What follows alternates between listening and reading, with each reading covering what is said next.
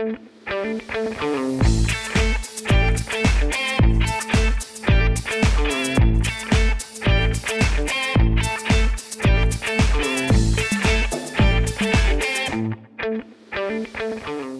guys, welcome to Surviving Ish. This has been 6 months or more in the making, but we have another podcast host with us today who's become a friend of ours and the show. She's been on Unholier. Her name is Dee, and her podcast name is Umbrella Rebellion. How are you, my friend? I am surviving. Yeah. Yeah. Today is a good day. It's been busy, but it's been a good day. So I can't complain about today. Yeah, well, and I'm not going to get crazy deep into this, but I made a life changing decision the past 2 weeks with my job, and yesterday was my time to say goodbye, and so I woke up today and I'm having to figure out a new norm, Yeah. and today's the first day of that new norm, and I've already cried a little bit, and that's okay. Oh, yeah. But I was really looking forward to getting on here with you because we're kind of going in this to a little bit blindingly, but I think Y- that's what's so great when you have two podcasters and a couple microphones. We'll sit down and we'll just talk. Just say a word and we will just jet off. ADHD. There's never a dull moment when you have ADHD and you have a endless plethora of topics to talk about. Oh my gosh, and in today's America, don't we? We we are going to start out with my ish today because I think it'll Okay. be a short little thing, but it pisses me off. So I hate when someone texts just the letter K, and I don't text just letter K, and if I do, I'm being a little bit of an asshole. There's a little bit of a passive Ooh. aggressiveness to it. Just a little inside secret in case anyone ever receives a text that just says K to me. But you know what really pisses me off that I'm ish surviving is my spell check wants to correct it right when I'm hitting send and change the K to an L. And so it goes Oh, to them. it's done that to me too. Yes. So it goes to this person where I'm just like, K, and it says L, and I'm like, great. Now I have to swim back and say K, but then I'm like, now the asshole part is gone. So now just got to say, okay, thanks or whatever. And I'm like, damn it. Point. Just leave it and it stands for loser. That's what I'm going to remember from now on. Except sometimes I have a friend, and they do this just because they're always very short in their text. They will always text K, and I hate it, but I've learned to just accept that with him that it's not passive aggressive. But sometimes it comes to me as L, and so now I'm going to think that motherfucker Hey, is maybe called me a not. loser. You need to get your spell check trained. I know, I know, and I think about it all the time, but I don't because you have to push all these crazy buttons, and then there's always these updates on Apple. And so Oh, every day, I yes. don't know how to work my phone. So let alone Right? going into some kind of setting to figure out how to tell my phone that this stands for this and let this be approved. And why does everything have to be so hard? Could it just be simple? It is not simple. There's 18 steps, and when you have ADHD, 18 steps is way too many, so forget it.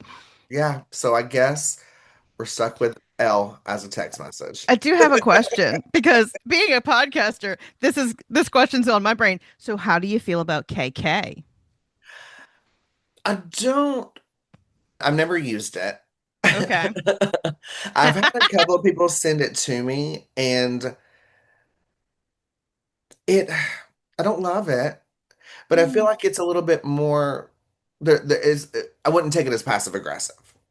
gotcha. Yeah. It's How do like you an feel about acceptance of K cool, like the K cool. Okay, it? Right, cool. right, right. Like that's how I always see it. Like they're cool with whatever you just did, so we're good. Yeah. Yeah. Well, now I'm wondering, I'm like, okay, well, if I put KK, would my phone add an extra K to it, which I would never want to happen? But No, you it probably, doesn't. okay, I good. Because I use was it going to all the say, time. okay, good. Because I was going to say, you probably have to have said KKK a lot in your phone for it to think you were trying to do that. And I don't ever Yeah. have conversations like that. So I would probably be safe there. But now I'm going to have to try it. I'm going to have to try it myself and see how I really feel about it. Dude, I'm so much on social media that I wouldn't even think to use KKK. I would actually just use like triple K or K Uh-huh. squared Yeah, yeah, because we have to be like, filter. how are we not going to get fussed at by whatever social media platform it is? Yes. Oh, it's too All right. funny. Well, thank you for letting me share that. But now I'm going to think loser when that happens. And it could be it'll be funny when I send it to someone else, but when I get it, I'm gonna be like, bitch. So what is your lighthearted ish? Today, oh, okay. So lighthearted. I am disabled and I'm a disabled veteran, and they ordered a ramp for me because I am an ambulatory wheelchair user. And the guy called me yesterday and it's finally in. It's out. It was ordered back in December and it's finally in May. And he called me yesterday and he's like, "We're going to deliver the stuff and we're going to either do it Monday or Tuesday, but can I deliver it tomorrow, Saturday?" And I was like, "Sure." And he's like, "I'll be here before noon." And I'm sitting around the house and getting stuff ready and I'm trying to like do some podcasting stuff, and the anticipation of someone just showing up to your house between, I don't know, 9 a.m. and noon. It's just like, okay, when is it going to be? Right. So about 11:30, I call him and I'm like, "Hey, are you still coming?" And he's like, "Yeah, I'll be there right about noon." I said, "Oh, so you'll be here at noon, not before noon." I Come know, to find out, he had like a broken trailer and everything. I'm like, "Okay, your excuse is valid." but I would need him to prove that. I'm just kidding. He came in a rent a truck, so Okay. Okay. But yeah, you're right, because it's like Xfinity or Comcast. They always want to give you like this 4 hour bracket. And then when you say between 9 and 12, I think between 9 and 12, meaning you should be done and out of my house by noon, so I can have plans at 12:30 and leave my house at noon and make my plans in a timely manner. But yeah, you're right. If they say between 9 and 12, they mean they can show up at at 12 and 12. then you're there for 3 more hours. Yeah. Damn. But is it in? Is it installed? Is it No, they just dropped off the materials, so it's here, and then they just show up on Monday or Tuesday. between the hours of? Who knows? Whatever. I work from home, so it's like, okay, I'll be here. Yeah, but it never fails. It's like, you'll sit and you'll wait, and it's like, you know what? I'm gonna go into the kitchen and start cooking. That's when they show up. Or the minute you think, okay, I'm just gonna go to the bathroom for a minute and cry or Right? whatever it is you do in the bathroom. You know? Yeah, I had to go run an errand this morning. And I'm like, I don't know if I should leave. And I'm like, I haven't gotten a call from him. I have no idea how long their drive is. So we'll just go. And it was fine. It was hours before they showed up. Yeah. So So, I'm surviving people telling me they will be here before a time and they get there at the time. right. Yeah. Yeah. So okay. So I guess in today's America, everyone's utility bills are going up. And like so I'm on this balance pay where like I kind of just know each Mm-hmm. month what it's going to be. I guess most people do that. Yeah. And I never really look at my bill, and I have everything set up on auto pay. So I'll be the best person to hack because it would take me 3 months before I realized that I had no money or until the card stopped going through. And so you know how like you'll get notifications that you have an email like while you're scrolling through your phone and you'll hit it and it accidentally and it'll open the email or text Mm-hmm. message. And I Mm-hmm. hate it when it happens to the text messages because it's like, damn it, I don't know if I was ready to read that yet. And are the Yeah, red I was gonna receipts show them all that I right? read it. Yeah. Yeah. And so that was happening, and right when I was going to hit my phone, the notification popped up, and I hit that for my KUB, Knoxville Utility Board bill email, and I saw $1,900, and I was like, "What?" And apparently, the past few months, my bills have been $1,900, but it was like 16, 17, and 19. But of course, the average ends up being like 500. When I first moved in, it was like 150. Then it went to like 200, and now it's up to 500. And Jeez. yeah, and so I was like, I called the utility board and I was like, what the hell is going on? Of course, I was lovely to them. They were very helpful, but they told me about this program with TVA. Well, they'll come out and they'll do like an inspection in your house, see if there's any kind of leaks or anything like that. What sucks is it came back with good report. So it's just today's America and what we have to pay in power and utilities and electricity and all this shit. So the first time someone came, he called me and I was nowhere near ready. I thought I had about 45 more minutes before he got here and he called and he was like, "Hey, I had an appointment canceled. I'm really close. Can I come on by?" And I was like, "Sure." So, I mean, I ball cap, t-shirt, and sweatpants, and probably still sleep in my eye. I brushed my teeth. I got to answer the door with clothes on and and a clean smelling mouth. And he was a lovely man, but not an eye catcher, Oh, yeah. respectfully. So then An average guy. and so he Gotcha. needed to set up a second appointment, and so he did. And I got the text message that, hey, I'm on my way. I thought it was the same guy. And I was like, well, I don't have to be impressive. I don't have to get cute for this guy. Open the door, and America's Next Top Model with a TVA company is at my freaking door. And I was like, damn Damn it. it! Why does the universe hate me? Expecting average Joe and getting Ken Barbie doll. Yeah, but you know what? They were both here either before they were supposed to be, which was lovely, or within the first 30 minutes of the 4 hour time frame. Oh, So I love that for them. the promptness is great. Yeah, I'll take that. Yes. So, but now I've got to find a way to get that other guy back to my house when I would still be well beneath him, and his level of Oh, attractiveness. goodness But gracious. but I want him to at least see that I take a shower. You can put yourself together. Like, Right. yeah, just not some house slob. Exactly. So, okay, so here's where we're going to get kind of into deeper parts of shit that's going on in our Let's life. do it. But what I appreciate about me and you and our listeners is we know how to find those moments in those hard times to where we're not just in it. And so what's going on with you and your big thing in life right now? So, something that we have been dealing with in my family for quite a while, like 4 or 5 years, is I have a very close family member who struggles with suicidal ideation. Sure. And it has been really hard navigating that. Obviously, it's new to something that I'm navigating a chronic issue like that. And my cult days did not prepare me for the reality of something like this. And trying to navigate it in a way that is healthy, that is not judgmental, that shows love and not condemnation or diminishing the struggle of this family member has been a roller coaster. Yeah. And it's like every time I'm dealing with this, I question if I'm dealing with it right.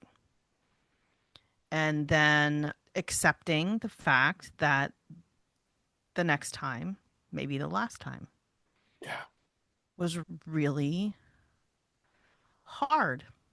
Yeah. And when things start to go better, I kind of lose that acceptance. And if we have another resurgence of this problem, I have to re-accept again that I may outlive this family member. And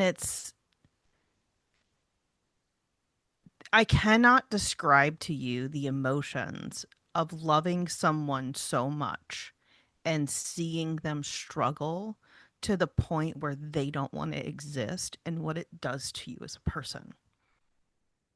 It's one of those someone choosing to take themselves out of this world is something that affects all of us. And what I get so pissed off about is, and I learned this the hard way when I lost my stepfather several years ago, chose to end his life.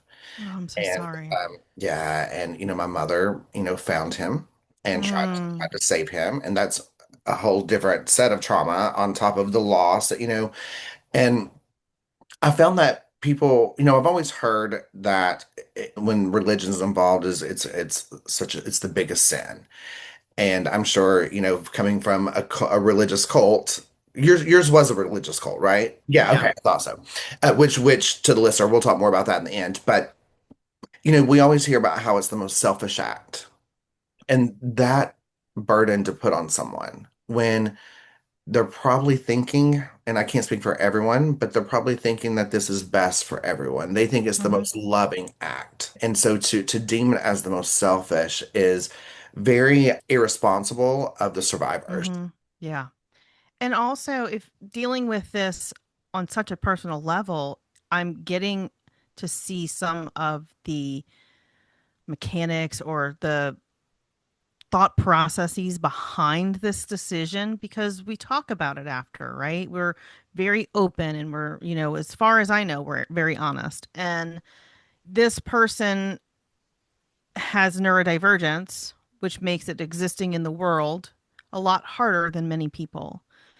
And the fact that they're just struggling to exist, it's the struggle to exist that gets overwhelming to them.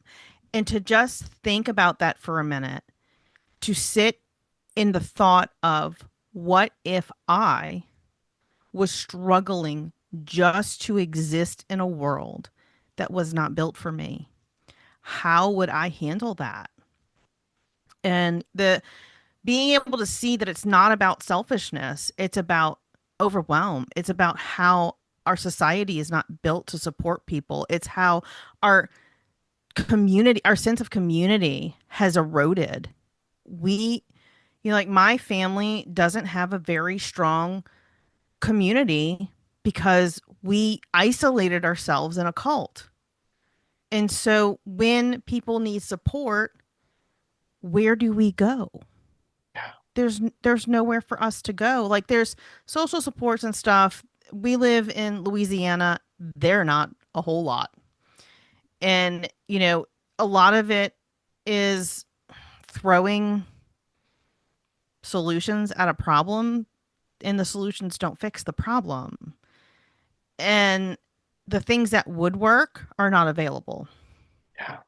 And so it's just seeing the dynamic of our society from Yeah. a completely different perspective and being able to say, well, maybe I didn't know what that person was going through. So who am I to judge what their motivation was for taking themselves out? Yeah.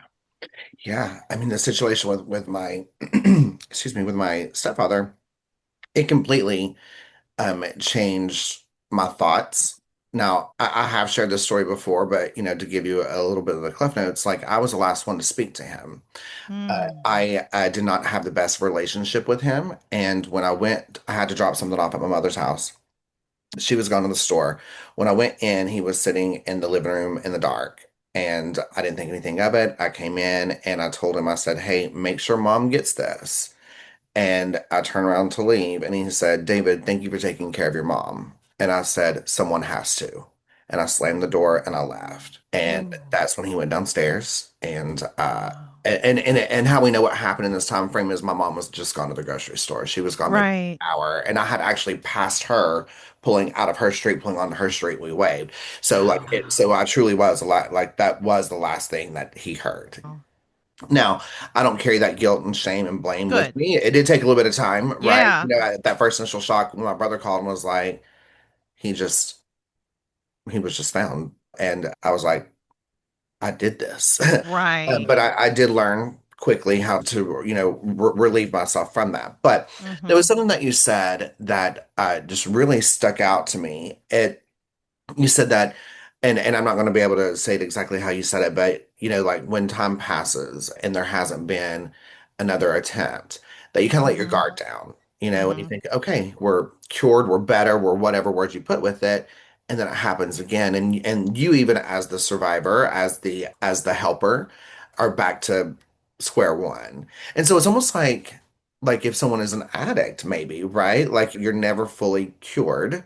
Mm-hmm. It's that you always have to be mindful of the person who's had an addiction. Yeah. I never thought of it like that. And I may Mm-hmm. I may not be saying it in a very educated way, but this is No. all thoughts happening in real time, right? But Yeah, I mean it's a mental health struggle, right? There's something that that person cannot get past in their brain and function on a level that feels like they're participating in society enough to feel satisfied, yeah, right? And so until they get past that, we will always be dealing with this, in my opinion, based on this, based on the close proximity of what I'm dealing with, because I have been involved so closely with this person and have been a part of their childhood and everything, I sometimes blame myself for decisions I have made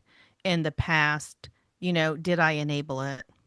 Did I not prepare them for this? Did I do something that started the chain down this road? Because if I had done everything in my power to prepare this person for adulthood, then maybe things would be better or different.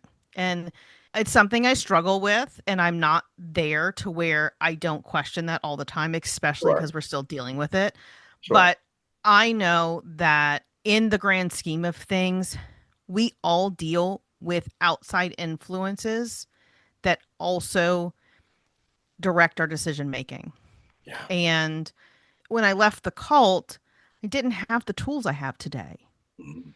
And so I can't blame myself for not having the tools, you know, then.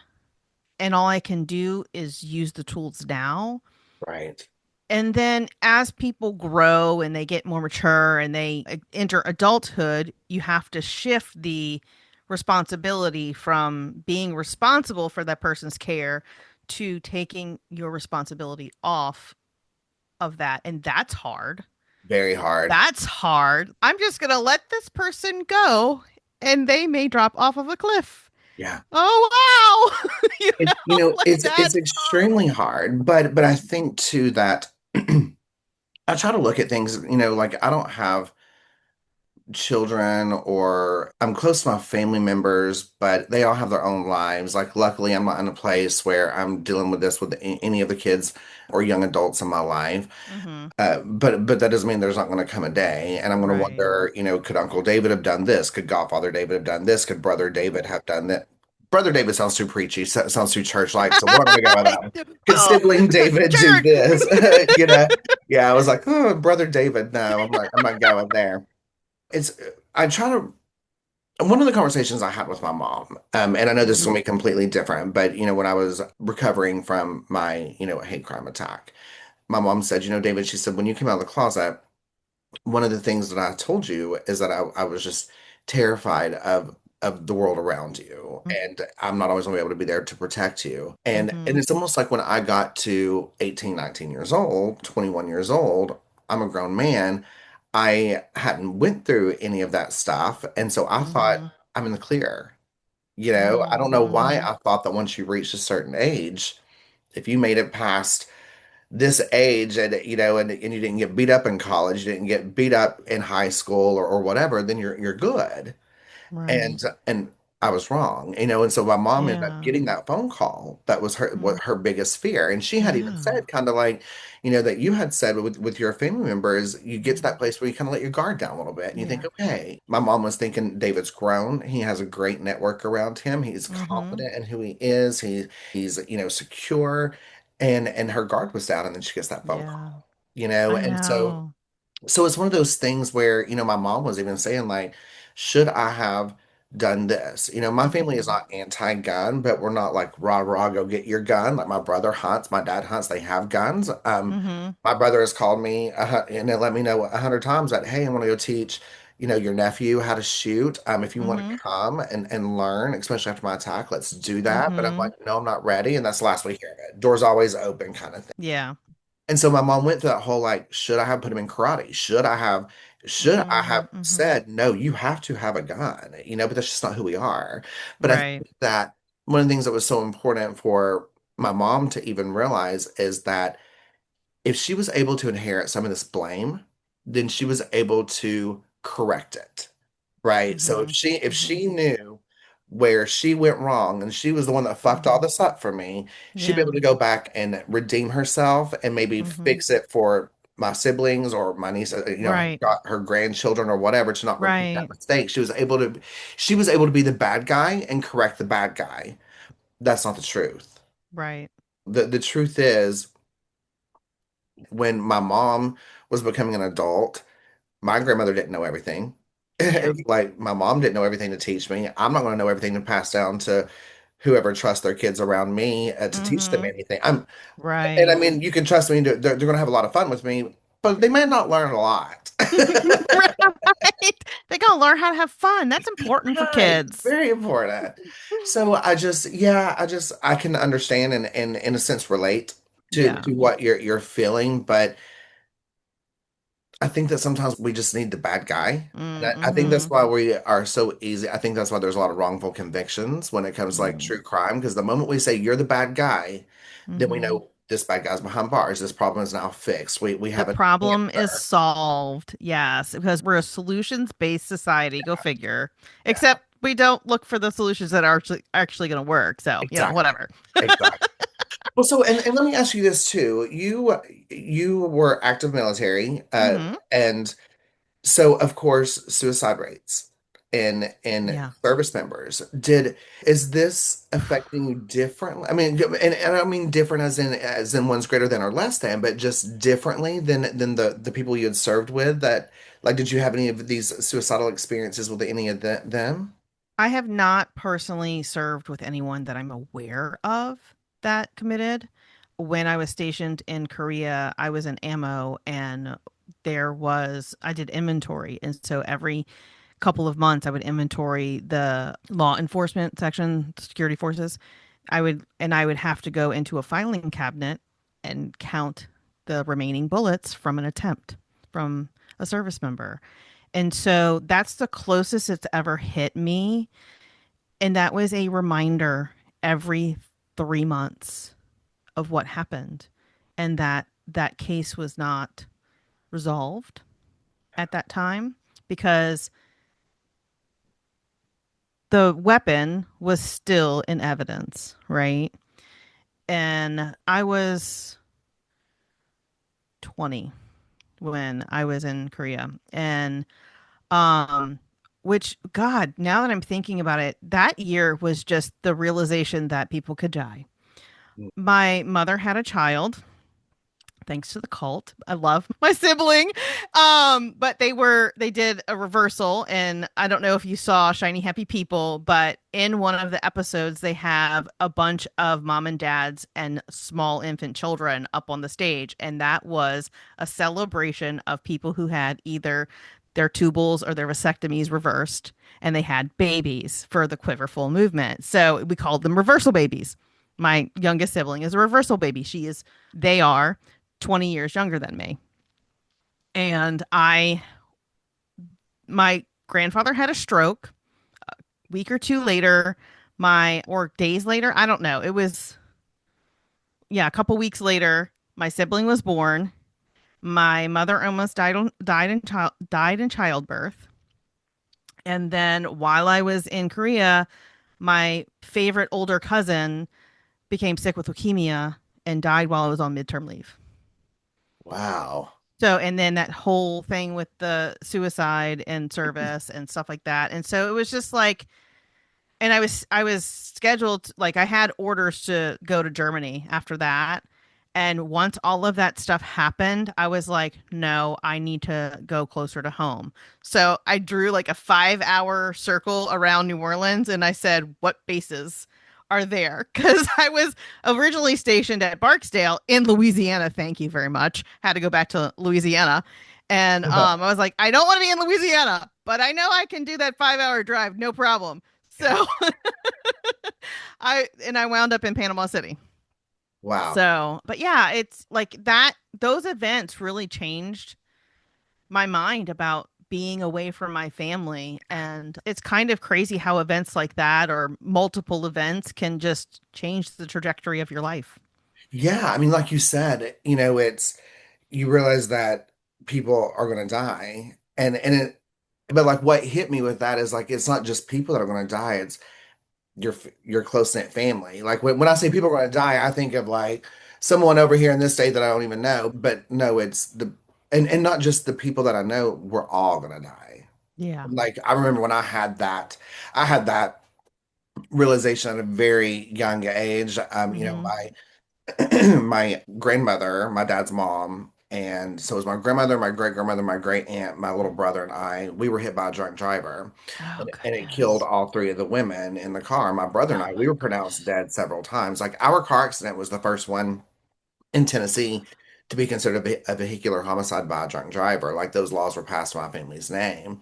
And Wow. and we lived with my grandmother at the time. Like Hmm. she was the mom figure in my life at that Hmm. time. We're extremely close to her, but we had three generations of it. And I was so young and for it to be so tragic, Hmm. and so I started thinking if I didn't call my grandfather every day, my great grandpa, if I didn't call him every day, he was going to die.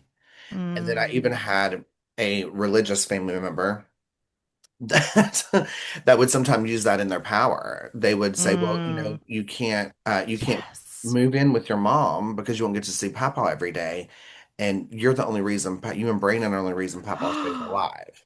Oh my gracious, that's horrible. Yeah.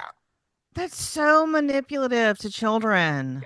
Luckily, he lived 50 more years. He died at 103 years old. But Oh my gracious, wow. yeah, You but lying yeah, bitch. yeah, exactly. It's like every day I was like, another one up When's he on gonna die?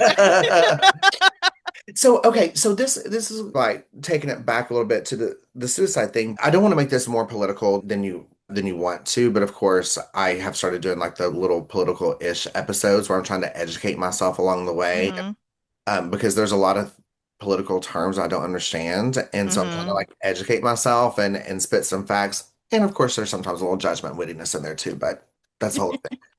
But to bring this, the reason I say that is to bring this back to your family member. I know that as a gay man, I still at times feel that where am I going to be accepted in this world? I will say that I do recognize privilege and I lead as a Hmm. white man with a little bit of money in the bank. Hmm. I'm able to take care of myself, kind of money in the bank, not do anything crazy, right? I'm not Right. making big donations to anybody for any votes or anything, but but I do have trans friends, and Hmm. and they're the target right now. And Hmm.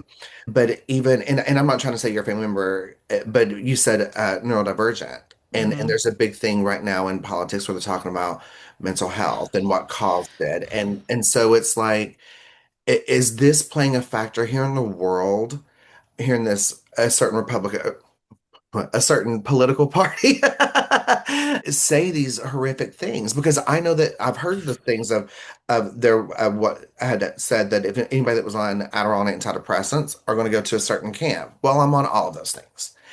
Someone who's gay is going to go to a certain camp. Well, Which camp am I gonna be in, huh? which one?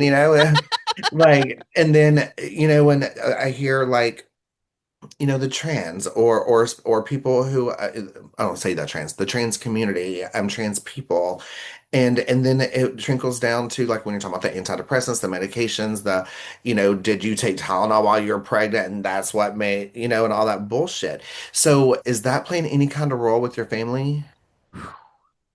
Layers upon layers because we have neurodivergence. I'm bi. I have queer family members, children, and I have a very close family member that is not out but trans. It plays a huge part, especially because our family is fundamentalist Christian nationalists, essentially.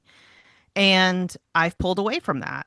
And I've started to educate myself. And having spent so much of my life repressing that I was bi and trying to pray the bi away and denying who I was, I understand to a certain extent because I am straight passing, I am married to a man.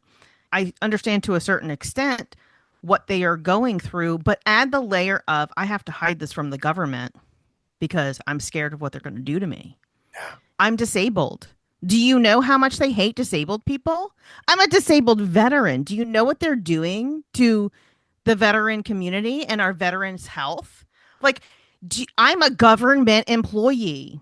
Do you know how many layers of the fact that I haven't got on my podcast and screamed that the Republicans fucking suck and I wish all of them would be voted out is amazing considering what I have dealt with and the layers of trauma I have felt through this administration. And so it's out now. Yeah.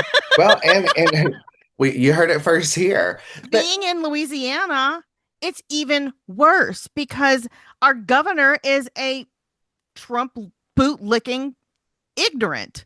Yeah. And he was more worried about bringing a live tiger to Tiger Stadium than helping the freaking Louisiana people with the cost of insurance. And we're like barreling down category 5 hurricanes every other year. Yeah. I was listening to this podcast I listen to, and they do a lot of, they vet everything. And that's where I get like a lot of my resources when I'm trying to Mm-hmm. educate myself on things. And I'm always afraid because I love the things they say and it really sticks with me because they're so witty. It's called I Hit News. It's Mm-hmm. the two blonde women Oh, that I from love Oklahoma them. City. Yeah. I love, obsessed with them. Well, and what's so funny is a total sidebar. I never even knew about their I've Had It podcast until I Oh, started okay. doing this one. Had this all written out and had a plan with it. It's all time stamped and recorded in case they ever come across this and they are like, is he copying us? Kind of, but it happened unintentionally. And Yeah. then as I started recording, like your algorithm gets into things, and all of a sudden I've Had It podcast pops up, and I was like, this is a hell of a lot better than mine. But this is like mine is like the stepsister to this. Yeah. You Like know? you're the dream I attain to, but I'm over here doing my thing. Yes. I Yeah. have podcasts like that for me too. Yeah, but I don't think they would care. I think they would probably take it as a compliment. But Hmm. they truly did inspire me to start doing like my little 10 or 15 minute segments because when they started doing I Hit News, which is their 10 or 15 minute segments of Hmm. vetted, really fact checked research on whatever they're talking about, I Hmm. started learning that like I knew what fascism was, but if someone said explain it to me, I was like, I know what it Yeah. is, and I don't like it, but I wasn't able to. And so when politicians are slinging out these words, I Yeah. might know if they're good or bad, or you hear all these different terms. Are you a communist? Are you the? And I was Hmm. like, I don't really know what those are. And so when they're saying New York Senate Memdani, when he's at what do they call him, a socialist, and they paint it to be this ugly picture. I'm like, I don't really know if I know what all that means. And so before I can Right. really pass judgment, I need to learn. And so I Hmm. was finding that people were having the same questions. Like when I would just talk to people through, they were like, yeah, I don't know. And I was like, fine. That's what I want to do. Let's learn together Yeah. and just really educate ourselves on it. And of course, I throw my opinions and stuff out too, but they really inspired me with this. That's Um, awesome. yeah, and I went on a tangent, and there was a whole point of me saying why. We're talking about learning the political stuff and Yeah, there was a whole point of me saying bringing all that up, but well, I'll oh, conclude your point. Okay, go ahead. yes. Yeah, no, I was gonna say, I think it was them that was telling me that they had a senator on or someone that was happening. They were saying that with what we are spending, with just a fraction of what we're spending on this war, that no one still knows why this war, other than Epstein files, other than, I mean, what is this war truly about? Childcare could be $10 a month for everyone. Yeah. It's And a fucking mortgage for people. as a veteran, and I know so many veterans, like war fine, right? Like military war fine. Fine, we're gonna do war. I get it.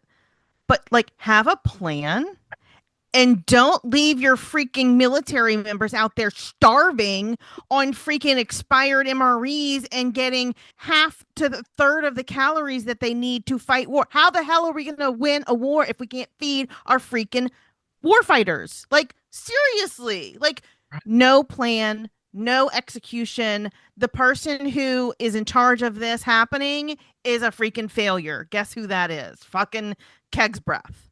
Yeah. Mr. Drunk McDrunkerson. Like I I can go on and on and on and on about this, but on a little bit of a funny note with it is I'm terrified about a lot of things.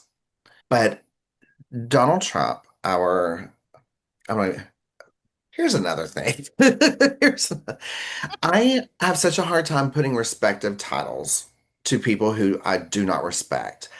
I can probably tell you on the count of one hand or less how many times I've said President Donald Trump, unless I meant it in a bitchy way.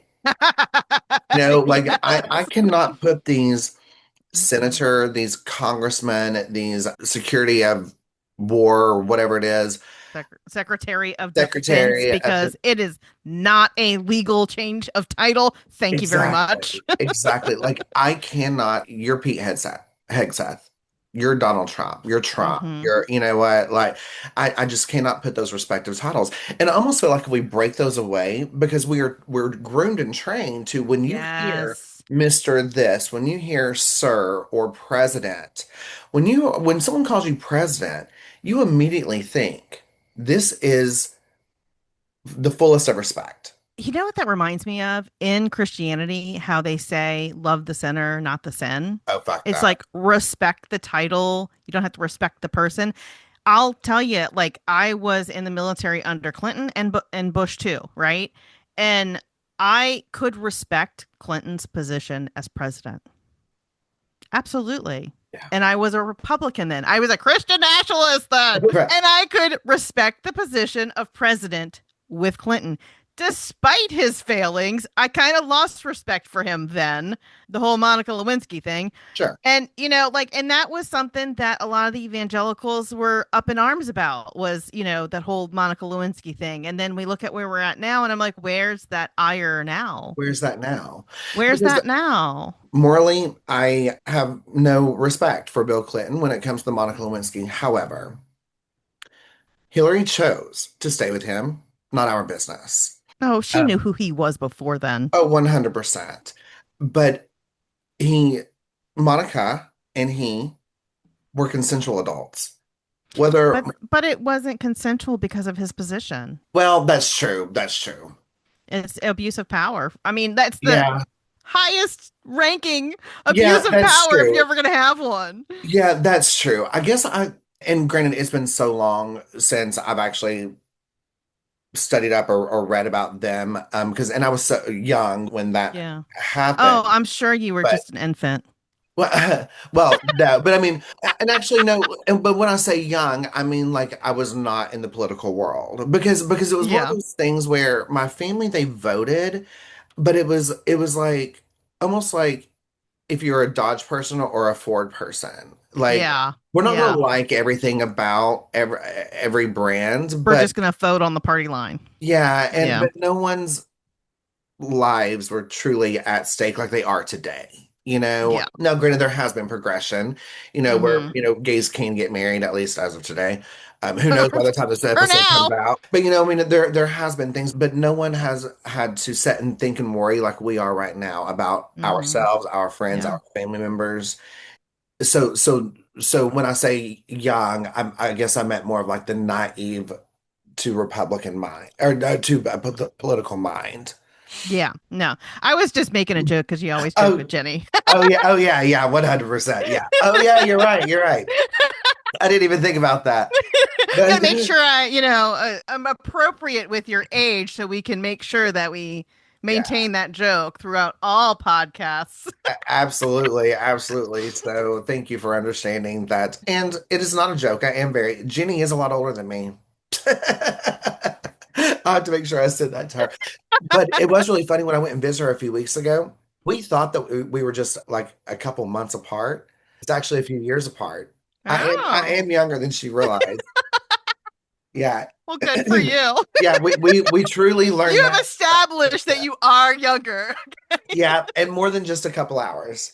Okay. But okay, so what I was gonna say, that's what I love about these conversations. I go off on Mhm. so many different tangents, but what I was gonna say is in Dementia Donnie's awakenings, or what is it that they call it? Oh, his sundowning? His sundowning, Mm-hmm. he's slowly coming out of the closet. Dude, And right? the gays don't want him. Do you know like how he talks about other men being attractive and how that makes him feel safe? Like, wow, Yes. dude, like That- That's the one I was with this the alleged correspondence dinner. shooting. Yeah. He was standing back in the background watching through the curtains and but on 60 Minutes, who I thought the interviewer, I thought that was Lisa Vanderpump at first. Like I was like, why is Lisa Vanderpump interviewing Donald Trump? But he was like, I was watching and I just seen all these men, these physically beautiful men. And I was like, oh, here we go again. Because he loves talking about Arnold Palmer's penis. Oh, I forgot about that. I don't Yeah, listen to a whole lot, but I get a clips here and there. yeah. It makes my mental health decline the more I listen to him. So I only can do like very few things. And then I'm like, yep, he's still stupid. Yeah. Yeah. I'm just like, ever since the whole thing, and I noticed it more when the Epstein file Bubba email was exposed. Oh, yeah. I noticed a little bit more of the coming out of the closet in the So side. that's funny because it just seems like he's braggadocious to try and justify his straightness more. Like it just looks like that more and more. Yeah. Or maybe he's bi and he just hasn't accepted it. That's Yeah. And but how are how are some people, I'm almost like, wait, how are some people able to look at him and think, you know what, this is the definition of masculinity? They talk more about the anatomy of children than anybody. They talk more about the yep. anatomy of men than anyone. They wear the, Because that's all evangelical Christianity is. It's a yeah, pervy cult. It really is. And they focus so much on purity and protecting children by sexualizing children. yeah, But like it is exactly the same message that they hear every Sunday in church. So it seems good. And that's funny that you bring that up. The masculinity is I'm reading on my channel right now Jesus and John Wayne. And the whole point of the book is exposing this Christian masculinity that started being prevalent and how the whole militarization of America and that military strength was so prevalent and like they harped on it and how Billy Graham was like the epicenter of this movement and how like the whole cowboy persona was part of it and how they used that to essentially manipulate the masses and how intertwined evangelical Christianity has been in our country since the 40s. yeah. Do you still, how do you identify with religion now? I don't know, depends on the day. Yeah, yeah, Like there's some days where I'm like, huh, if there was a God, he probably liked me today. yeah, right. You know? Like, and then there's some days where I'm like, well, where the fuck were you, God? Yeah, And then, it's like I like the message of Jesus. I like the red letters in the Bible. I think a lot of people don't read them and they ignore every single red letter in that Bible and they focus on everything around it and they worship Paul more than they do Jesus. And like I land at maybe there's a God, maybe there's not, and I'm okay not knowing. yeah, But what I'm going to do is focus on exposing harms, exposing the teachings that led to abuse and excused it. And I'm going to try to be the best human I possibly can be. So when, if and when I have to go to the pearly gates and they say, well, what did you do? I said, I loved everybody, yeah, just like Jesus did. yeah. The fact that as an atheist, I identify as an atheist, and I will say that I haven't always, it's kind of a new thing to me. And I've flipped back and forth with agnostic or atheist. Mm-hmm. Then, but if someone said right now, what is it? I would have to say atheist. But I'm Mm-hmm. open-minded into exploring that. And that's also coming from someone that, of course, I have religious trauma as being a gay man, but nothing as far as like cult religious trauma, Mm-hmm. you know? Yeah. So I wanted to be very mindful, respectful with that. But David, trauma is trauma. one There hundred. are no degrees. Yeah, 100. I know that's something I always preach. I'm like, we don't compare traumas around here until it's time Mm-mm. for me, and then I'm like, You're but you just yeah, you just finish your own trauma. Come on, yeah, David. yeah, yeah, Smack that hand. yeah, yeah. Do as I say, not as I do. But but I live a more Christian life hmm than hmm today's and evangelical Christians. You The know, atheist taught me how to be a Christian.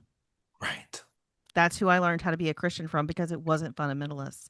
Because fundamentalists made me feel like a horrible shit person. And they made me feel like there was nothing I could ever do to attain the love of Jesus or them. And I spent so many days of my life trying to become what they told me I should be that I became a shell of a person and I was a total fucking whacked out wife. I was freaking ridiculous. I probably should have been committed by the end. I was going insane. I was losing my mind. I could not distinguish reality from delusion. I mean, like I wasn't in Delululand, but like Sure. what they were trying to tell me was reality was not. And I could not distinguish what was real and right from what felt very wrong because I had to keep saying, well, that it may feel wrong, but they said that it would feel wrong if it's right. Yeah. So I had to only deny my own inner thoughts and my own protective lizard brain, saying this is not right, this is not right, this is harmful. No, no, no. We're supposed to be, sacrificial lambs for Jesus, and we should not be a person. We should just be attained to be Jesus. And if we feel like a person, then we're being selfish, and yeah, all Yeah. of that. I know. Totally denying your human existence to try and attain to something that is impossible. Yeah. And the people that Makes are for telling us to, yeah. And the people that are telling us to be like Jesus, they're the ones that are okay if children go hungry. They're the ones that are okay that no one has health care. They're the ones that are okay that rent is outrageous. because it's their parents' fault. Because if their parents were good parents, they would have all that stuff for them. There's no systemic racism No, no, not at all. that they've created. Yeah. And you know what else I think while we're on it, and then we'll start wrapping up, is okay.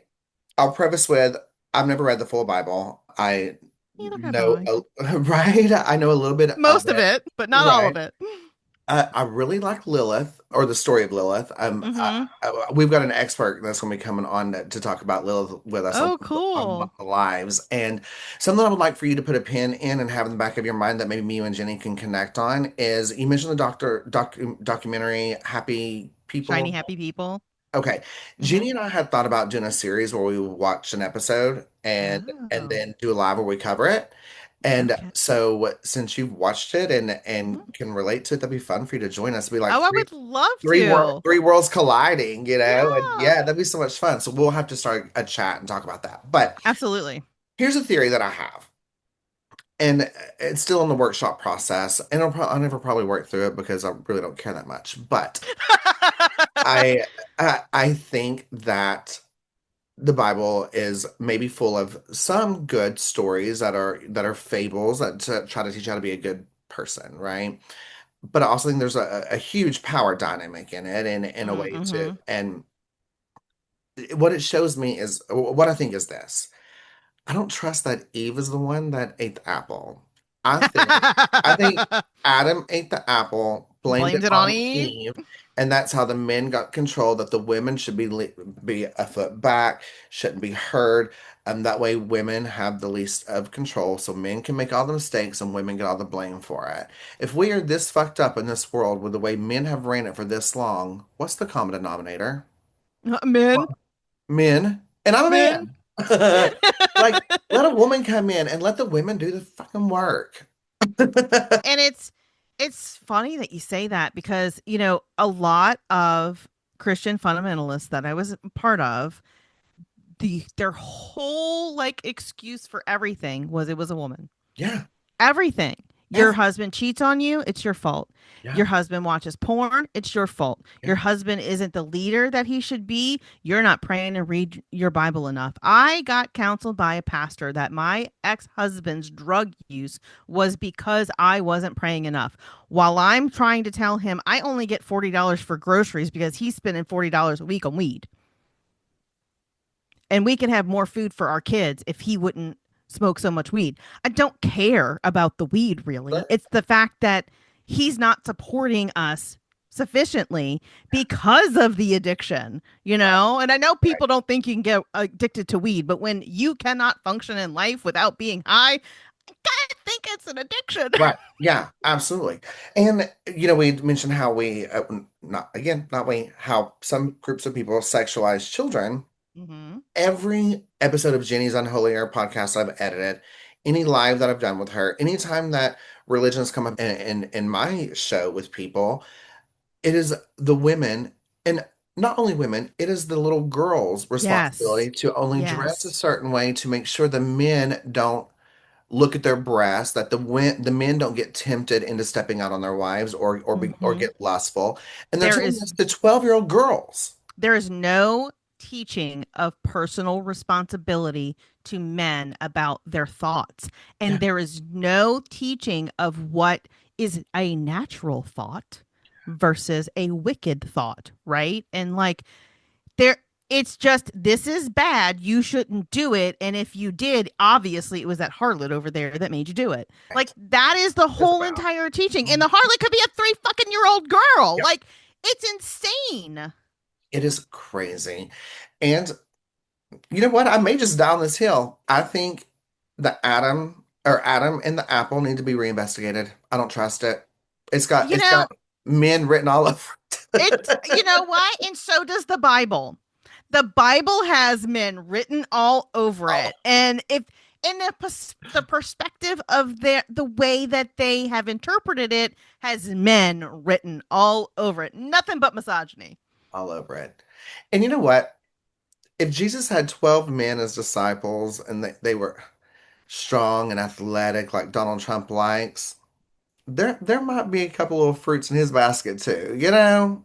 He didn't say a damn thing about that, did he? Not at all. And the biggest proponent of women was Jesus. Yeah. He built them up. He wanted them around him.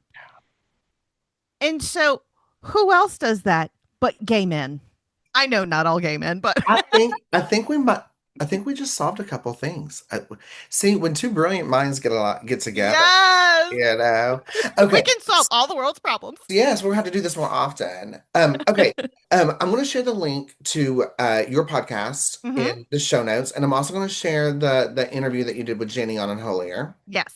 And of course, I'll keep everyone posted as you and Jenny and I talk and we, get something planned. I think that we would all Yes. have such great chemistry together. But I know that we've talked a lot about, we've mentioned the cult and talked about, your religious upbringing or situations throughout this episode, but you obviously go deeper into it. So Yes. tell us about your podcast. So, Umbrella Rebellion was born out of the idea that my co host and I, which she hasn't been a part of it for a while because of family life, but we both were watching like how people were responding to the Duggars. And we're like, no, no, no, no, no. That is not the way it is. Like, you don't understand the cult mentality. And so we just saw people like bashing on Anna and everything. And we were like, we need to expose what it was really like to live in that cult and bring a perspective with a little bit more grace and kindness towards survivors. So we both kind of had shared online, and I was like, you know what? I know how to do content creation. Let's start a podcast. And the premise of the whole podcast is exposing the abuses of IBLP and also as part of IFB, like Jenny was. I joke a lot of times I was simultaneously in 3 cults: IBLP, the US military, and IFB all at the same time. And damn, a lot of deconstructing. So much deconstructing. And so, like, I've gone through some of the materials that Bill Gothard published, and I try to expose the underlying message of the way he's interpreted the Bible and tried to apply it to people's lives. I am not a biblical scholar, but I can only give my perspective of, do you see this, what he said here? This is where he twists it and makes it something it's not. This is how it applied to our lives. Because a lot of people can read what he wrote and they don't understand the unspoken things that we heard all the time because his writings are only a fraction of what we got in the cult. Yeah, I really enjoy your podcast and I really enjoy your TikToks. Thank And you. yeah, and you read chapters sometimes. What is it that you read? Right now I'm going through Jesus and John Wayne. And so is it chapters of the Bible that you read or is it books Oh, about so that? I also had done the men's manual. I was starting to go through that, and I've done a whole series on that, but I had to Yes. stop because of life. It just got too hard to do the editing. Yeah. And so right now I'm just showing up with what I have. how I can when I can, and trying to build up consistency because one of the things that I've struggled with is getting more um followers because I'm not consistent. So I'm trying to just stick with what I can be consistent with. And I felt like if I got that under my belt, then I could add the men's manual again. So once I get ahead in a lot of my editing, then I'm going to probably start back in recording and editing the men's manual, which is really interesting because in the cult, we as women were not allowed to read anything that the men were given. So it has shed a light on some of the teachings that has harmed the men of the cult because a lot of people talk about how it harmed women because yes, we were the scapegoat for everything that happened, but it was what they taught men that caused that. And Yeah. so it's really exposing the underlying teachings that caused fathers to abuse their children and their wives. Yeah. Yeah, I really enjoyed those. And if there's ever anything I can do to help you with, let me know. Okay. Because Jenny and I are in the same boat. Like we stay consistent, but we make a great team and we both help each other out, which helps. Yeah. And with the job that I had, I was able to do my edits while sitting at my desk. Oh my gosh, that's Yeah. nice. So, but of course, I no longer work that job anymore. So who knows if I'll ever be able to do that again. But I think that if me and Jenny brainstormed, we could, Hmm.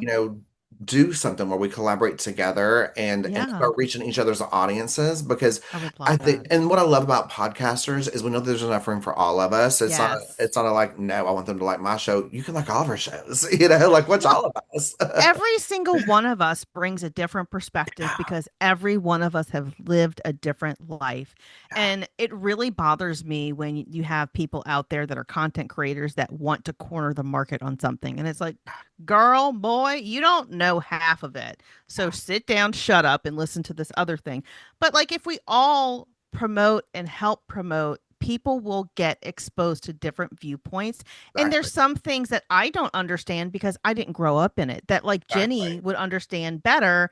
I always talk about how I had a complete perspective outside of the cult because I grew up Catholic. We went to Baptist, and then when I turned the month or two after I turned 18, I was at a basic seminar. Then I went into the US military. So, Right. like, I had a worldly perspective that I understand. And then I saw my younger siblings grow up in mostly the cult and seeing how they didn't have Mhm. that relevant life experience as a child and how isolated they were and the result of that. Yeah. And then, so it's like I have such a unique perspective being my generation and having gone into it as an adult, Yeah. at Yeah. 18 and not growing up in it. Yeah. And a lot, I think that affords me to talk about a lot more because even though the stuff is triggering, and that's another thing, like the weight of going through all of this stuff can get very mentally heavy. And as I was talking about earlier, what I deal with, sometimes I have to put the podcast on the back burner so I can deal with the mental load of being a support system to somebody who's really struggles. Absolutely. So, And I want you to know that I respect that and that is so important. And one of the things that I've done that's helped me is I pre-record. And mhm. so I could die right now and y'all wouldn't know for 3 months. I've got everything so edited and scheduled. It's like, and so it like I just had to say, you know what, I'm taking 3 days. I'm getting a Mhm. bunch of recordings and a bunch of editing done. And I Mhm. have an AI system that helps me edit. So I kind of have it trained to where when we're having these conversations, there's very few edits, or you find ways like keywords that it finds to kick it out. But if there's anything I can do for you, your mental health, but still keep your show going, please let Oh you my gosh. utilize it. Yes. We're Yeah, going to have to talk I would because love that. Yeah. if I'm going to get back to the men's manual, I might need some help. Yeah, I would love that. And I think that what's so cool about mine and Jenny's dynamic is I don't know a lot about colds. And so when Yeah. I'm editing her show, I'm like, the fuck? And so like I'll start taking notes and then I feel bad sometimes because we'll have that guest on a TikTok live and I feel like I hijacked the live because I'm like, I've got all these questions because it's so foreign to me. Yeah. You But know? that's what's good because Yeah. you bring a different perspective and you can make people aware of, yo, this is fucking crazy. Yeah. And the survivors are like, oh, I didn't think that was crazy. But yeah, that's crazy now that I think about it. So yeah, so we'll connect. So the last thing I want to say to you Definitely. before we head out is a bit of a confession. Oh. I typed out on several of your longer TikTok little reading, your readings or whatever. Mm-hmm. I've typed out several comments. I've deleted it every time because, and I was like, I'm just going to wait until I see her and say it. And here's why.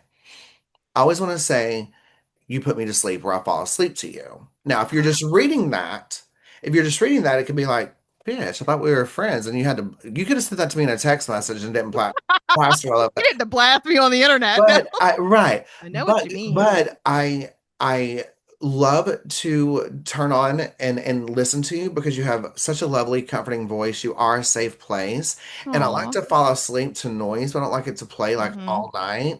And so it's a place where like when I would lay my head down, I could kind of listen to your reading to me and I Oh. would happily fall asleep with Oh.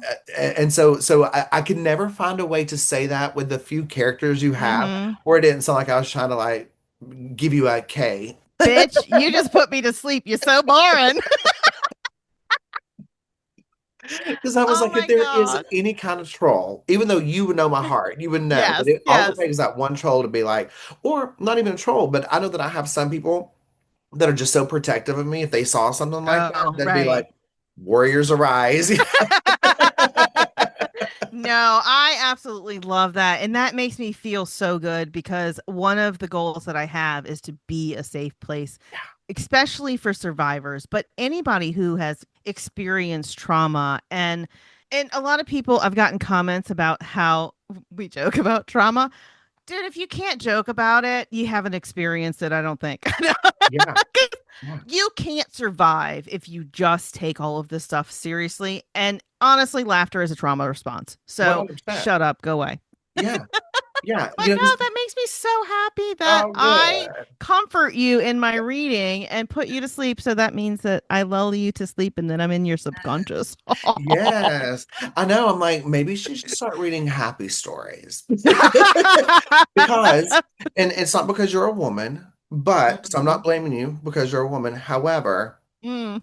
my dreams have been a little off. And then I wake up and I have weird days. And maybe it is, That's probably why, because you're maybe it is the women. I don't know. mm, Well, might be the topic, might be the topic more than the woman, but whatever. Well, that's you so send me funny. some suggestions of a happy book to read you to sleep to. Yes. Well, Reba's got a new book coming out, so we'll start there. Oh, Reba. Oh, yay! I love Reba. Same. Oh my gosh, this has been so much fun. Thank Yes. you so much. Like I said, today's a weird day for me. Today's the first day of whatever. Well, I can't even say a new norm because I don't even know what the new norm is. Today's the first day of me putting, Figuring out your new norm. yeah, putting unemployed feet on the ground. Dude, you are gonna just do amazing. I just know it. Whatever you do, I see the efforts that you put into everything that you do, and the product that comes out is amazing. And so, whatever you decide to do, I know that you are just going to be amazing at it. Thank you so much. That means the world because what I've decided to do is go find a rich man, and I promise I'll be very good at spending his money. But as long as you put some this way, I won't I got complain. you. I got you. Well, tell everybody where the best place to find you is. I am on Umbrella Rebellion on everything: Facebook, Instagram, TikTok, YouTube, Substack, which I haven't really been on a whole lot lately. But I mainly post on TikTok and YouTube and occasionally Facebook, Instagram. Cool. Well, and I will share all those things. But yeah, thank you so much. And I'm here for you on and off the record Mm. if you need someone to just vent to, because I know what you're going through and trying to help out your family member. I understand on a certain level, and Yeah. regardless of, I'm a huge ally for mental health. So if Yes. I can do anything, let me know. I'm sending all the love your way, and let's me you and Jenny connect real soon. Yes. It could be a lot of Yes. fun. Thank you so much for having me. I appreciate you.